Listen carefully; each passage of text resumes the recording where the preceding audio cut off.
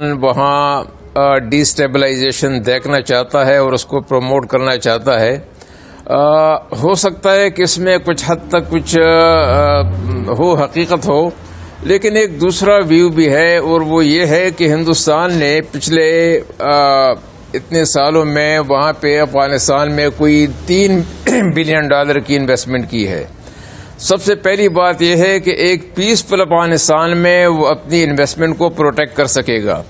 दूसरी बात यह है कि हिंदुस्तान एक एनर्जी डेफिसिट मुल्क है और वो सेंट्रल एशिया के साथ अफगानिस्तान के रास्ते वो तिजारत करना चाहता है ताकि उनके जो हाइड्रोकार्बन वसाइल से इस्तेफादा किया जा सके। तीसरी बात यह है कि जो चाबहार रोड में उन्होंने मदद की है उसका यही मकसद था कि अफगानिस्तान को स्प्रिंग बोर्ड बनाते हुए सेंट्रल एशिया तक एक्सेस हासिल कर लिया जाए। ये सारी बातें उस सूरत में मुमकिन हैं जब अफगानिस्तान में अमन हो, लेकिन अगर अफगानिस्तान डिस्टेबलाइज हो, वायलेंस वहाँ पे एस्केलेट कर जाए, वहाँ पे सिविल वार जैसी सिचुएशन हो जाए तो न तो हिंदुस्तान को तो कोई फायदा नहीं होगा बल्कि उल्टा नुकसान होगा, क्योंकि उन्होंने जो इन्वेस्टमेंट की है उसका फिर क्या बनेगा। हमें तो ये इशारे मिले हैं कि तालिबान भी हिंदुस्तान के साथ किसी लेकिन रुस्तम साहब ये लेकिन सर थोड़ा सा एक सेकेंड सर थोड़ा सा सर ये है कि जो इन्वेस्टमेंट आप 3 बिलियन की कहते हैं वो शायद अभी ट्रांसलेट नहीं हुई, उसमें से बहुत सी MOUs हैं और वो कमिटमेंट्स हैं। बहरहाल अगर इन्वेस्टमेंट उन्होंने की तो वो तो उन्होंने, चूंकि एक कैश रिच लिक्विड इकोनॉमी है इंडिया की इस वक्त बहुत ज़्यादा गुज़िश्ता चंद मुल्क, वो जो स्ट्रेटेजिक नेचर की इन्वेस्टमेंट है जिसमें उन्होंने इन्फ्लुएंस बाइंग की, जैसे अमेरिका ने कैरी लोगर बिल के जरिए इन्फ्लुएंस बाइंग की, जो आप चीज़ कह रहे हैं वो तो ऐसा लगता है कि हिंदुस्तान का होल सेल विजन जो है रीजन का वो चेंज हो जाएगा। पाकिस्तान से उनको जो खतरात हैं, ये जो एनिमोसिटी है वो ख़त्म हो जाएगी और बिल्कुल एक गांधी जी वापस आ जाएंगे दिल्ली में बैठ के और गांधी जी फैसले करेंगे फॉरेन पॉलिसी की। तो ऐसा लगता है सर।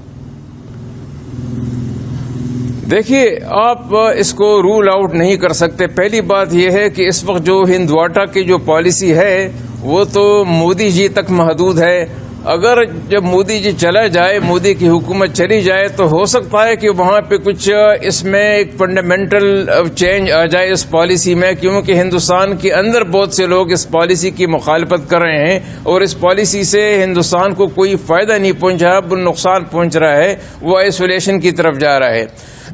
अगरचे इतना बड़ा मुल्क है कि कोई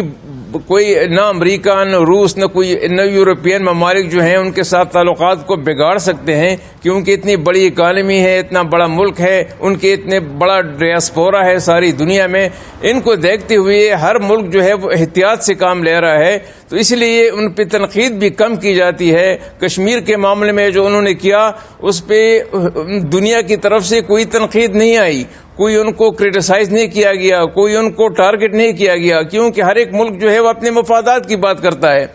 बाइडन उस एडमिनिस्ट्रेशन का हिस्सा है, president Biden, future president Biden उस एडमिनिस्ट्रेशन का, ओबामा एडमिनिस्ट्रेशन का हिस्सा है जिसने 8 बरस इंतहाई तगोदो और पेशेंस के साथ JCPOA joint comprehensive plan of action Iran nuclear US deal जिसको कहा जाता है उसको नेगोशिएट किया, विच वॉज प्रॉब्ली 6+2 या 5+2 वो अरेंजमेंट था इंटरनेशनल नेगोशिएशन का।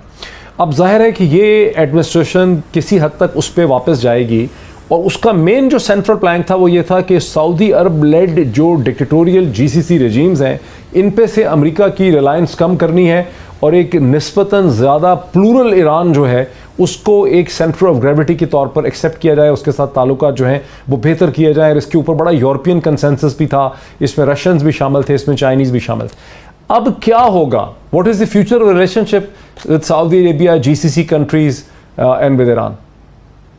बिल्कुल आपका एनालिसिस बिल्कुल सही है। प्रेसिडेंट ये अपना कैंडिडेट बाइडन ने तो अपने मैनिफेस्टो में भी लिखा और अपनी जो आर्टिकल लिखा और अपनी जो जितनी भी स्टेटमेंट्स हैं उन्होंने उसमें कहा है कि मैं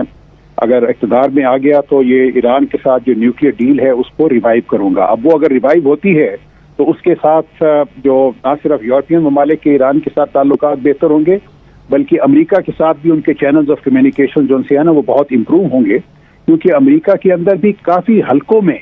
इवन कांग्रेस के हलकों में और बाकी जो वहाँ पे थिंक टैंक्स हैं या मीडिया के हलकों में इस बात पे बहुत जोर दिया जाता रहा है पिछले 4 साल में कि ईरान के साथ ताल्लुकात बेहतर होने चाहिए। तो मेरे ख्याल में जब अगर वो रिवाइव हो गया JCPOA जो 5+2 की जो आपने बात की वो फॉर्मूला, उसके ऊपर तो यूरोपियंस अभी तक कायम ही हैं और चाइना भी उसके ऊपर कायम है। तो मैं समझता हूं कि वो यूरोपियंस भी इस बात से खुश होंगे और चाइना भी इस बात से बहुत खुश होगा। हमारे लिए जो फायदे की बात बनती है कि जो एक टेंशन डेवलप हो गई थी इस खित्ते में, और इस खित्ते के अंदर जो एक इजराइल का अपना एक रोल बढ़ गया था मिडिल ईस्ट के अंदर, तो शायद उसके अंदर उसमें थोड़ा सा उसमें कमी वाक़ई हो, और ये समझता हूँ कि वो बहुत एक अच्छी बात होगी। तो दूसरी एक चीज़ जो बड़ी अहम है कि वो जो बाइडन हैं, अगर वो प्रेसिडेंट बन जाते हैं तो उन्होंने बारहा कहा है कि मैं मल्टीलैटरलिज्म को तरजीह दूंगा बजाय इसके यूनिलैटरलिज्म के, जो कि ट्रंप इंतजामिया का एक खासा था। तो वो भी मैं समझता हूँ कि हमारे पाकिस्तान के लिए एक बहुत ही फायदेमंद चीज़ होगी, क्योंकि पाकिस्तान भी इस चीज़ पे बिलीव करता है कि UN और बाकी जो इंटरनेशनल बॉडीज है उनके वहाँ पे कंसेंसस होना चाहिए ताकि बैनुल अक़वामी जितने भी मसले मसाइल हैं उस पर आगे बढ़ा जा सके। तो ये सबसे पहले तो मैं समझता हूँ कि revival of high level strategic dialogue Pakistan और अमेरिका के दरमियान जो ही है, बल्कि अभी से हमें राब्ते करने शुरू कर देने चाहिए।